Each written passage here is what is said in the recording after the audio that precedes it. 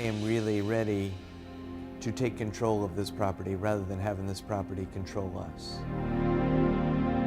God has made us really in created space. We are all going to be affected by space in different ways, and we have this church and we want to steward it well. This space that we have already in our building is an amazing resource, is an untapped resource that we have just waiting for us to utilize it. We, for so long, have been subject to the needs of this building rather than leveraging the opportunities of this building for us. Specifically, this building prohibits us from using more than half of its usable space. This building is a labyrinth, a maze. Try to tell a visitor what it's like to find our Welcome Center. Try and tell someone in a wheelchair that we have no bathrooms for you to use. Or a baby carriage that there's 24 different levels that they need to navigate to move left or right, let alone up or down.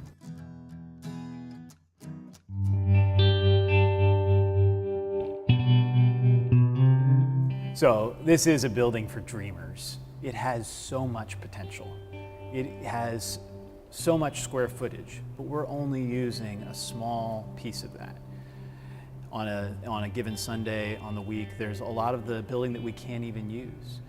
And what we've been able to do with this building since we moved in here years ago has been really beautiful, really incredible. We have people from all over the community using our building in various capacities. We have people from the community using our playground. And we have people gathering to worship here. But there are difficulties, there are problems. When visitors come to our church, can they find a bathroom? Can they find their way to Sunday school? Do they even know where to go when they come in from one of these side doors? There are a lot of challenges to this building.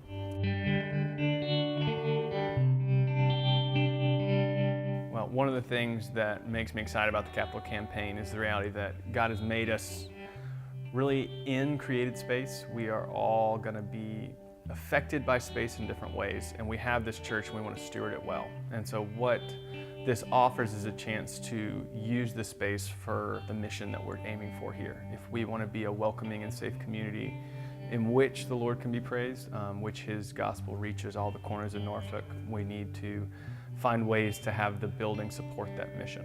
And so for us, one of the things specifically in our children and youth is having areas that are going to be safe, that parents feel really good about dropping our kids off at, that they might know that this is a space where it's going to be safe and it's going to be a place where the gospel is going to be ever present before their kids.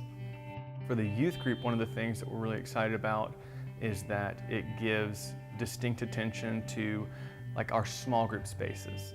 So often we're going to be tuned to being able to be open and vulnerable in places we feel comfortable, in places we feel safe. And one of the things our capital campaign is going to be aiming for is creating those spaces, where the youth are going to feel ownership, where the youth feel that they can come and be in that space and be heard, and to wrestle with questions well.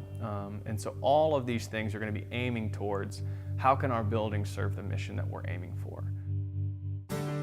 One of the big things that people tend to think about when they think about giving is obligation. Well, it's my responsibility to give to this. But what if instead we could experience giving in a deeply meaningful and joyful way? What we're going to be asking people to prayerfully consider is how might you give a joyful, meaningful sacrifice? Because giving should ultimately be something that is joyful, that's meaningful for us, because it's a way that we get to participate in what God's doing. And by giving to this project, we're going to be participating in the revitalization of this building, not for some civic grandeur, but for the beauty of God's kingdom.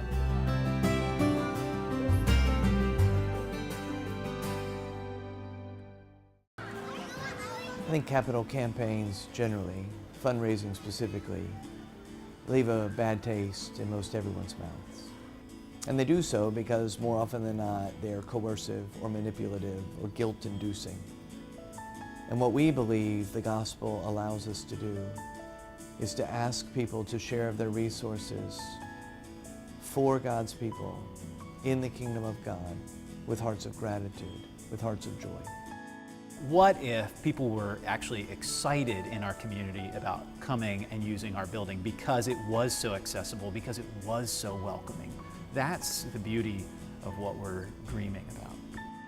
We believe this is a generational project, that if we transform this aging, decrepit, dangerous building into one that's warm, welcoming, inviting, hospitable, one that's accessible to all and inviting to any, we believe that that will be a generational transformation in the city of Norfolk, so that our children, grandchildren can not just inhabit this space, but this space will then be a beacon of light, shining forth the hope of the gospel, the love of Christ to this community for decades and decades to come.